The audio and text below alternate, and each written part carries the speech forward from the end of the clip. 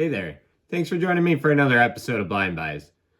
First and foremost, I apologize for the sparse uploads. There's been a glut of side work over the course of the month of July. So that just sort of lined up and was sort of difficult to get uploads out. Summers are always busy, side job, payroll job, and doing this now also. It takes a lot of time up, but I do the best that I can. So thank you for being patient with me all this time. This week, we are doing another one of your guys' picks, and we're going to re-reference the last poll that I put up. I initially had Profondo Lights as winning that poll, but looking back on it, Mancera's Cedrat Boise actually ended up winning that poll. So I did Profondo Lights on accident, or perhaps not. Perhaps it just had more votes at the time, and now we're here. So without jawing on too much, I think we'll just go ahead and open this. There has been, I'm pretty sure, since I got this, I'm pretty sure Mancera Cedrat Boise Intense, I think it's an X-ray, came out. I've heard things about this original having been reformulated, toned down. It used to be a lot stronger, apparently, and obviously with all sorts of reformulations and preparing to launch the intense version, perhaps they did tone it down, and this is not the monster that it used to be. I really need to put a new blade in. We're not doing a super clean job. But Mancera is kind of a powerhouse brand. Red tobacco is often referenced as one of those scents that if you spray, 2, 3, 4 sprays too much, you're going to end up gassing people out. That, I believe, stands true right up until today filming, and it'll probably stand up no matter when you're watching this. So difficult coming out of the bottom. I hate to go out of the top. I don't know if I'm going to be able to get this cellophane back on. I got it out of the top today. This is kind of what we're looking at. And these Manceras, they come in this little satchel, which is pretty funny. I thought it was black. This is more silver in nature. I also thought it would be more cloth. This is like a fake. You hear the squishiness? It's like a fake leather. I don't really know. I didn't really expect too much out of the bag, actually. And actually, let's give you squeeze it out. I didn't really expect too much out of the bag. I do keep the bags, but it's not really that big of a deal. So.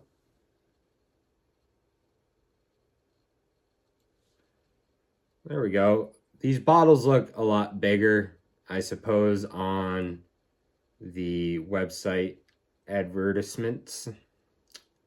This is an eau de parfum, 120 ml, so 4.0. Interdevelopment diffusion. Interesting. Weighty cap. It's made out of plastic. I can already smell this, and this smells like every dude at the mall, but not like that nice light airy mall scent, kind of like Blue Electric or something like that with a whole bunch of alpha iso. This smells, it's woody and kind of dark. There's more woods in this than you would want for like a general wear. It smells like, this smells like you have only one or two fragrances and you're wearing it at the wrong time. I'm kind of bashing out of this, but one little squirt on the one. Very citrusy, like orange peel citrusy on that little squirt. Ooh, pleasantly surprised on that atomizer on the second.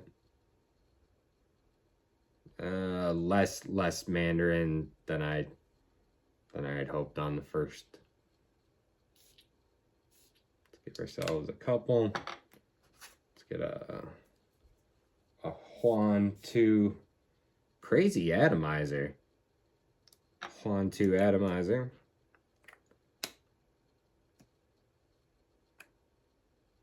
Magnetic cap.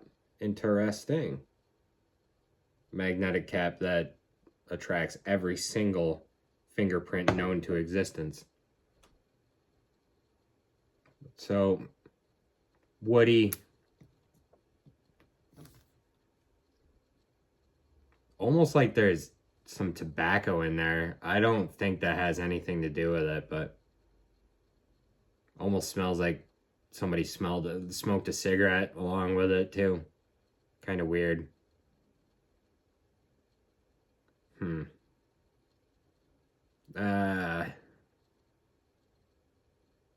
Yeah. Fruity, woody. I kind of had a feeling that it would sort of be sort of like this, fruity, woody, citrus, smoky. People say this is in the same vein as a Ventus. I've never smelled a Ventus, but we've all heard about it, kind of that fruity, smoky kind of thing. I'm gonna have to give this one a few days and see if I like it. I mean, straight up, really quick, I kind of don't.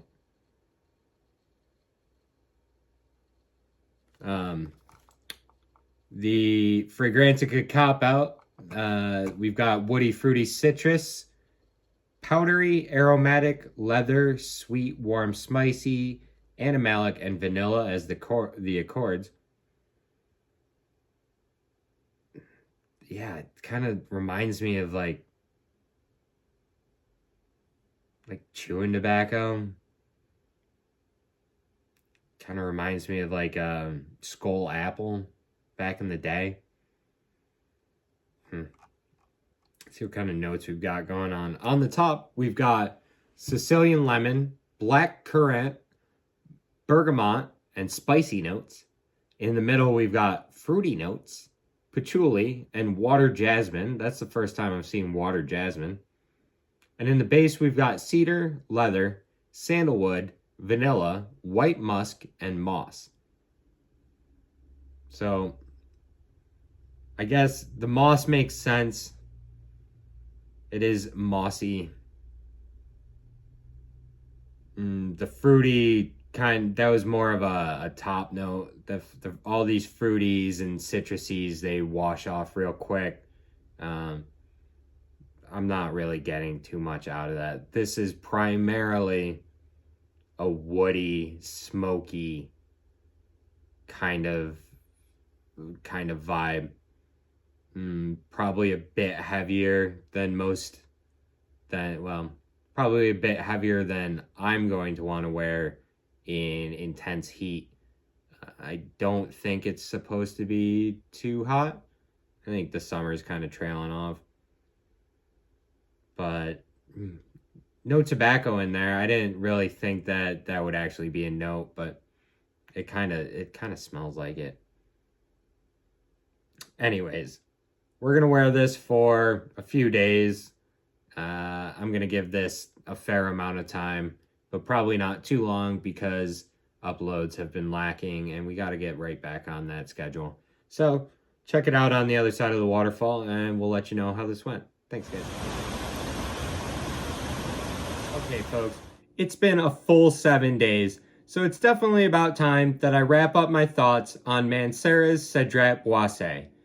Just as a little bit of background, this fragrance came out in 2011, and the perfumer is Pierre Montal.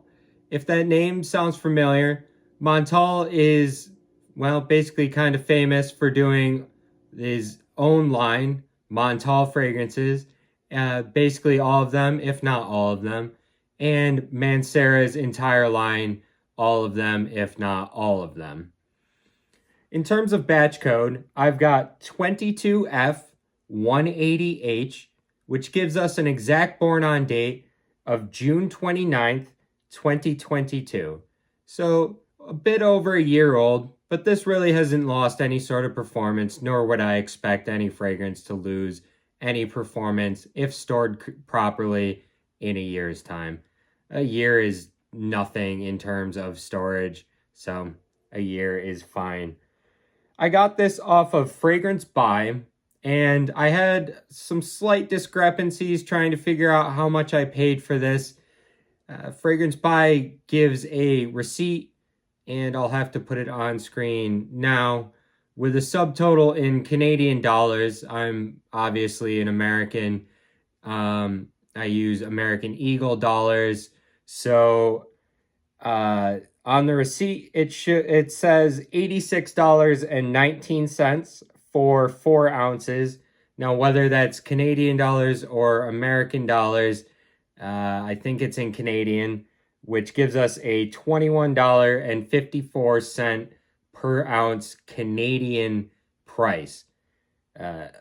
Converted into American dollars, it's $64.19 with a $16.04 per ounce price. At $16.04 per ounce, that's incredible. If I really did get this bottle for $64.19, I must have scored it at the best time possible. I was trying to verify that price, and I think looking at Fragrance Buy, they have it listed for like high 80s, maybe low 90s right now. $92 sounds possibly correct. I'm not 100% sure. Check the listings. They change all the time. Although Cedrat Boise, not going anywhere. This has been out for 12 years, and it's basically a mainstay. It's, popular for a reason. Projection-wise, this stuff is nuclear. You can see in the bottle, I wore this for a full 7 days, but I barely wore anything. I gave it an 8 or 9 out of 10. It's a lot. It's very strong. 2 sprays tops, maybe 3 if you're being an a-hole. And this isn't to attack anybody or say mean things at anybody. I really think if you're wearing a lot of Cedrat Boise, people are really probably offended. Let's not drive down that too hard. Longevity, full work day, 12 hours plus. This is a strong fragrance. You're going to get an entire day, probably into the evening. Now, if you're on that 3-4 spray area, you're probably getting into the evening very well. So I'll give you that. I was only doing a couple sprays. If I was sitting in a work truck with somebody, I really think 3 sprays was going to gas somebody out. I really didn't want to do that. You guys do whatever you do in your own little microcosm of life. Everybody's situation is different, but in terms of guidelines, talking to a broad spectrum of people, I don't think you're going to want to spray too much Cedrat Boisi on. This is really like a nice fragrance. There's spicy notes, a nice citrusy, vanillic opening. The creamsicle trope is used time and again, but this kind of really does kind of work out like that. The citrus comes out very early on. The vanilla comes out very early on and mixes with that citrus and makes that ice cream bar kind of vibe. It's got those those generic spices as listed by Parfumo in the top. So just kind of generic spices that work and kind of just make it a little nutmeggy, a little cinnamony, just a little spicy, just a little twinge. Think Christmas cookie type spices, and the smokiness doesn't really show up on paper. I found early on, as much as I found it in the air, on my own body, my own skin chemistry, very early on, spraying it on myself, I get that woody, that smoky woodiness a lot more than I ever did on a test strip. Although on test strips, I did find that an hour or two, 3 hours in, that smoky woodiness would come through a lot more. So beware, buyer beware.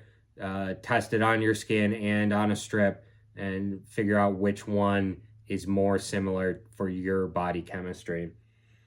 It is not at all out of place in the summer. A little earlier today, I was almost thinking that this is almost like a summer Sauvage elixir. Don't think of it in terms of scent at all, just in the idea of this is a very strong fragrance. You really don't need a lot of it, although it comes with a whole lot of it, with a nice magnetic cap. So the parallels are, right there, 2 and 2. But Sauvage Elixir, very much a winter fragrance. This, I think, you could wear year-round. And really, if you were looking for a good year-round fragrance, this wouldn't be a bad place to start, to be honest with you. It's really nice. I really particularly enjoyed the dry down more than anything. It had sort of a soft, fuzzy, I hesitate to say it, but almost an animalic quality. There's no ambergris listed anywhere, but it almost had that same, and I may be speaking from inexperience, that ambergris style musky, and that could just be the particular type of musk used in this, since that is listed as a note. It just had that soft ambergris vibe that I found in Cartouche's Essence of the Park. That's actually kind of a good parallel, although Essence of the Park, citrus, nice fuzzy musk, none of the woodiness. This is big woods. There's a lot of woodiness, a lot of smoky woodiness in this. So don't really get your mind wrapped too much around the citrus. It's more woods and musk than anything. It probably smells a bit older than I would like it to, although I'm not selling it, so it doesn't matter to me. I'm not trying to get this onto anybody, so I don't really care. But it smells probably a little older. So, older 20s, 30s, 40s, and beyond. Not so much for teenagers, but I say that it smells a bit older than I would like it to be because it is such a good universal fragrance that I would like everybody to enjoy it. Not that anybody younger cannot wear this. Anybody can wear anything. I just think that older populations are going to have more success with this. But, I don't know. Anybody can buy whatever they want. Do I think this is a decent blind buy? I don't know. I was pleasantly surprised, and for the price that I got it at, yeah, it was pretty cool. And before I forget, thanks to Basil Fabian, I think I forgot in the opening. So shouts out to you. Thank you for the suggestion. And yeah, find something that's as unique as you are. Wear it unabashedly. And until the next time I see you, talk to you, or anything else. Thanks, you guys.